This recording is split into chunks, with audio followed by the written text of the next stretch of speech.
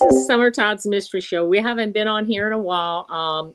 My son and I are doing the show tonight with, I'll let him introduce himself, but we're just, our topic tonight is 9/11, and we're just kind of discussing some of the things that went on that were kind of strange and paranormal type incidents as well. And our guest tonight is, I'll let him introduce himself. I can't see you on there, but do you hear me? All right. Well, yes, yeah. I can. All right. So anyway, my name's MC Dirty Work. You can find me at DLive, Rumble, Instagram, YouTube, basically everywhere. Tell you just briefly a little bit about myself. Okay. I was a normal person doing music, just going through life, and I was putting up music work on YouTube and saw architects and engineers for 9/11 Truth. And I found it very interesting because they seemed so sane. They seemed so, bolted down to earth. And yet, how could they be so insane on this day? And that was the angle I looked at it from. And the more and more I looked at it from that angle, the more and more, long story short, I realized I was the one on the wrong side there in terms of even believing that we let 9/11 happen. Because I was 21 years old when it happened, and that's what I thought. I thought that 19 hijackers did 9/11, but we let it happen. The cognitive dissonance was way too great for me to ever even conceive that we would do that to ourselves with outside help. But here comes 2016. I'm 37 years old. It's about 8 or 9 years ago.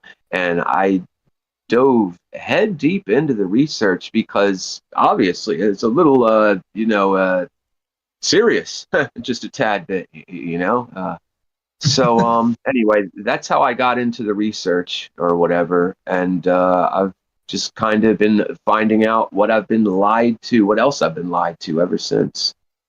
Yeah, there's a lot of strange things. So where are you from? Did you say you're from? I'm from Trenton, New Jersey right now. So about 60 miles southwest of New York City. Okay. So when 9/11 happened, you weren't around there, or were you? Yeah, no, I was around. Well, actually, I was living a couple hours away in a college town called Bloomsburg.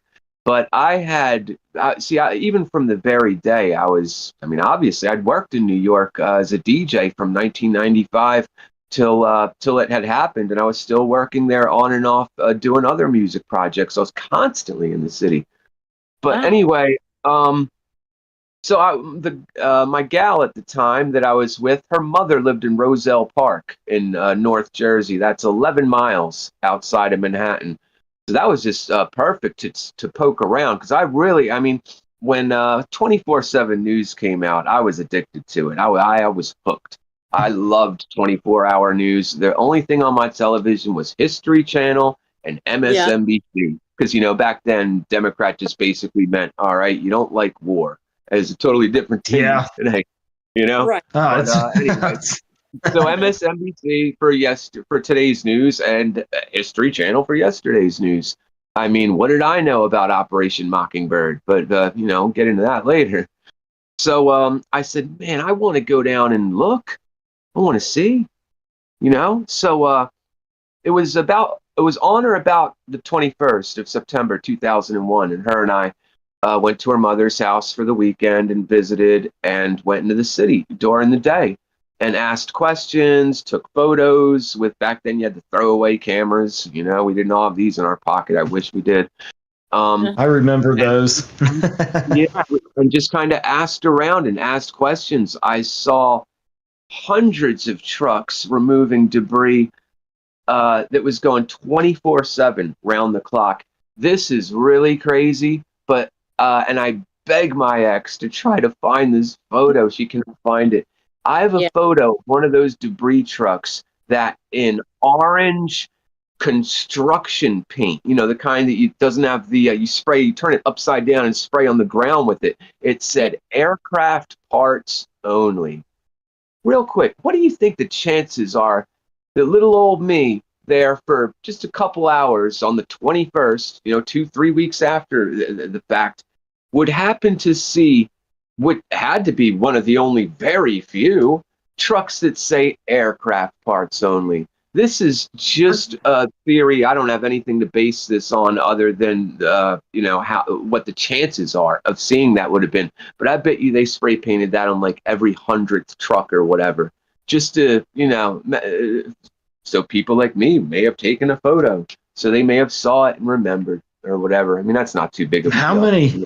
How many aircraft parts could they possibly have found in all of that too? I mean, weren't the planes just obliterated to where, the pieces were mixed in? Well, they supposedly found one engine on the very corner of Church and Murray that literally landed standing up like a beer can. Yeah. All right. Pilots, a legit 501c3 called Pilots for 9/11 Truth, had debunked that immediately because it had a dry coolant system, and it was very easy to note the difference between a dry coolant system and a wet coolant system.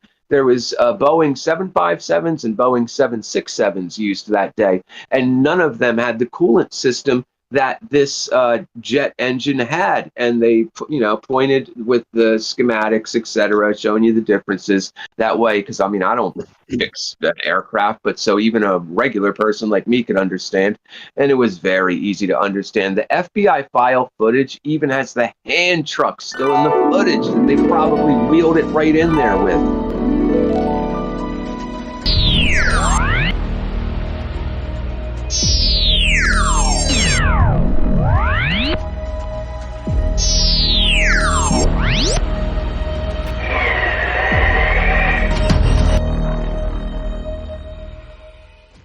They want you to believe that there was a tire somewhere, and other than that, I haven't heard of any aircraft parts. I have heard Barbara Honninger of the 9/11. It's called the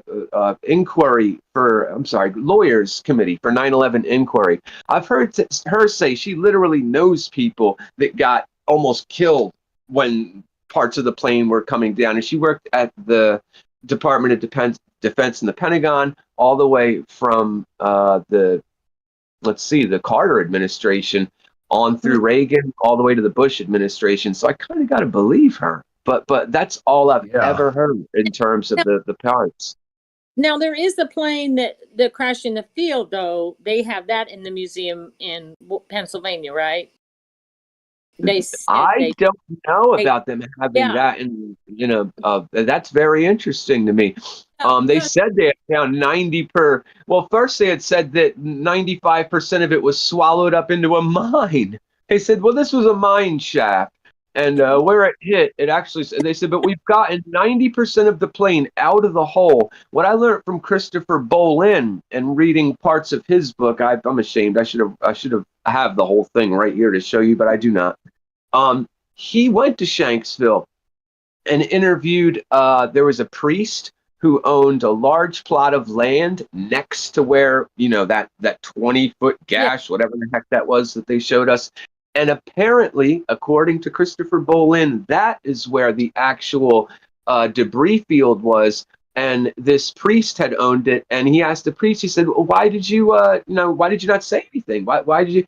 And he said the same thing that everybody in Shanksville says when you ask them that they were just trying to cooperate. They said the FBI said this and that, and we were just trying to cooperate. He went to their local paper the next day because he's a newspaper journalist. He was when 9/11 happened, and went there for paper or for answers for some certain things.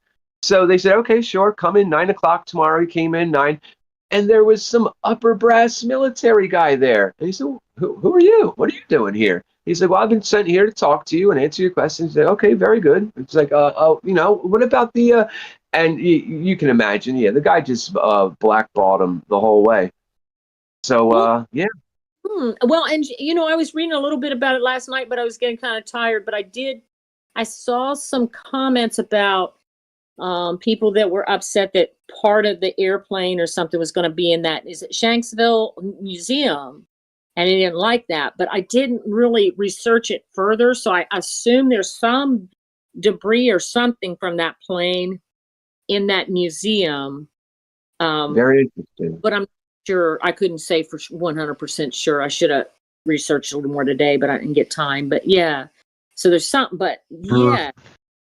I remember at the time 9/11 happened, there was a rumor going around that they were saying that the people overtook the hijackers and crashed the plane because they knew the hijackers were going to crash it into a target. There was also a rumor going around that the Air National Guard or Air Force blew the plane up. I don't know which story to really believe, and to this day I haven't heard a totally straight story on it myself. Well, that Yeah, could be. I don't know what to believe either, to be honest, whether we shot that down or whether that was possibly even part of the whole scheme. I will tell you this, that one plane had to wait 40 extra minutes on the runway to take off. Sometimes it just happens, and you have to wait for your place in line on the runway. Mm-hmm. And if that happened, it may not have been able to be where it needed to be to make things look like what they wanted it to look like. Right. That's kind of what it seems like. About that, I saw that last night. I did see that when I was looking up some stuff, and they were talking about how that was kind of odd. Yeah. Yeah. I mean, I'm sure this museum's kind of awful. I mean, I saw the picture of it. And it looks kind of. It's out in the middle of nowhere, of course. I've never even heard of it. I'm amazed. It's awesome. I love learning new stuff that I didn't know. Well, you know. Yeah, let him know what the name of it is. They're calling it like it's in remembrance, it's a remembrance like of the victims, but there are some of the stuff that the victims had in that museum too. And the woman was telling a story about haunting there, and she said that people go in the museum pretty upbeat, but when they come out, they're not, because it's got this. There's a lot of dark energy. But she didn't go details about the plane. I picked that up, but yeah. So there was a lot of weird stuff going on. And this is a story, and I've told Austin this a million times. You know, Hillary Clinton wrote a book. She wrote a book. Yeah, she says she wrote a book. No, I'm just kidding. Not Hillary Clinton. It was Barbara. It was a woman named Barbara Olson wrote a book about Hillary Clinton. Right, the senator's wife. Okay. Okay, so wrote the book about Hillary Clinton. I don't know where I was going to say. I know she can't write a book. I'm sorry. I'm kidding. Barbara Olson wrote the book about Hillary Clinton, and I forget the name of it, but it was called Hell to Pay. Yeah, Hell to Pay. So it was bashing Clintons, and everything. So this is so weird. Okay, so on a Sunday morning show, my husband just happened to be watching it, and Barbara Olson was on there, and she said, "I'm going out on my book tour this week. Make sure you check it out. Make sure I'm going to be going on this morning show or something." I told him, I said, "She's a dead lady walking." I said, because if you mess with Hillary, and that was always kind of the joke. Clintonized. Yeah.